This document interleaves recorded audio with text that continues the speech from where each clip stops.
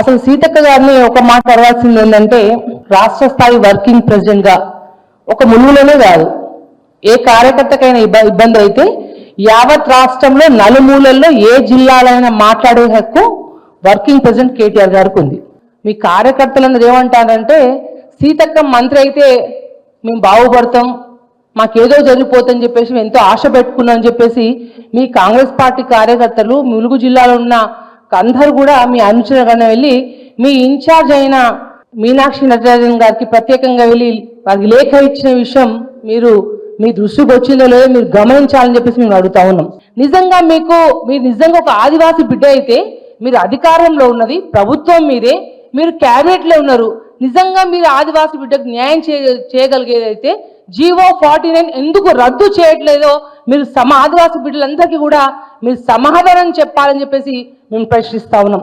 అంతేకాదు మీరు ముందు గమనించాలి, ఇందిరమ్మ ఇళ్ల విషయంలో ఒక వాట్సాప్లో చిన్న మెసేజ్ ఒక కాంగ్రెస్ కార్యకర్త నాకు ఇందిరమ్మ ఇల్లు రావట్లేదు అని వారు వాపోతే కాంగ్రెస్ నాయకులు అక్కడ ఉన్న పోలీసుల యొక్క ఒత్తిడి మేరకు వాళ్ళ ఇబ్బంది మేరకు ఆత్మహత్య చేసుకునే విషయం మీ దృష్టికి రాలేదా? మీ కళ్ళు మూసుకుపోయినాయని చెప్పేసి మేము ప్రశ్నిస్తా ఉన్నాం.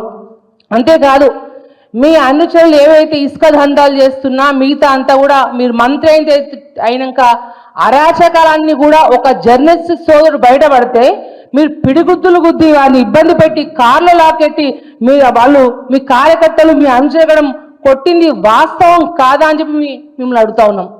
మీరు మాటికి ఆదివాసి బిడ్డ అని చెప్పుకుంటూ ఆదివాసి కాడ వాడుకుంటూ మా బీఆర్ఎస్ ప్రెసిడెంట్ కేటీఆర్ గారిని మీరు ఇష్టానుసారంగా మీరు మాట్లాడుతా అంటే బీఆర్ఎస్ పార్టీ కార్యకర్తలు బీఆర్ఎస్ పార్టీ ఊరుకోదని చెప్పేసి ప్రత్యేకంగా మీకు తెలియపరుస్తా ఉన్నాం.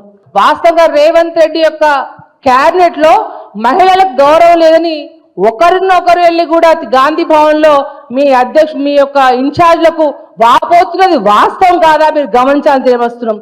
కానీ ఇదే బీఆర్ఎస్ భవన్ లో ఏ ఒక్క కేసీఆర్ గారి నాయకత్వంలో మా వర్కింగ్ ప్రెసిడెంట్ కేటీఆర్ గారి నాయకత్వంలో ఏ ఒక్క ఆడబిడ్డ కన్నీరు కార్చలేదు, వాస్తవమా కాదా మేము తెలియజేస్తా ఉన్నాం. అంతేకాదు ప్రత్యేకంగా ఇవాళ మీరు 18 నెలల్లో రీల్స్కే పరిమితమైన కానీ మంత్రిగా అట్టర్గా ఫెయిల్ అయ్యారు. మీరు ఒక మాట అన్నారు, కేటీఆర్ గారు అభివృద్ధి ఓర్వలేకే మాట్లాడుతున్నాడు. ఏందమ్మా ఏం మాట్లాడుతున్నాం? అభివృద్ధి జరిగింది మీ కాంగ్రెస్ ప్రభుత్వంలోనా లేకపోతే కేసీఆర్ గారి యొక్క నాయకత్వంలోనా మీరు గమనించాలి. ములుగు జిల్లా ఇచ్చింది కేసీఆర్ కాదా గమనించాలి. మెడికల్ కాలేజ్ ఇచ్చింది కేసీఆర్ కాదా గమనించాలి. గిరిజన యూనివర్సిటీకి ల్యాండ్ కేటాయించింది కేసీఆర్ కాదా గమనించాలి. మల్లంపల్లి మండలం ఇచ్చింది కేసీఆర్ కాదా గమనించాలి మీరు. అంతేకాకుండా మెడికల్ కాలేజ్ ఇచ్చింది కేసీఆర్ కాదా గమనించాలి. ఇవాళ నువ్వు ఉన్న ఎమ్మెల్యే క్యాంప్ ఆఫీస్ కూడా మీ క్యాంప్ ఆఫీస్ తో పాటు యావత్ తెలంగాణ రాష్ట్రంలో ఉన్న ప్రతి ఎమ్మెల్యే క్యాంప్ ఆఫీస్ కట్టించింది కేసీఆర్ కాదా అని గమనించాలని చెప్పి ప్రత్యేకంగా మేము ప్రశ్నిస్తా ఉన్నాం.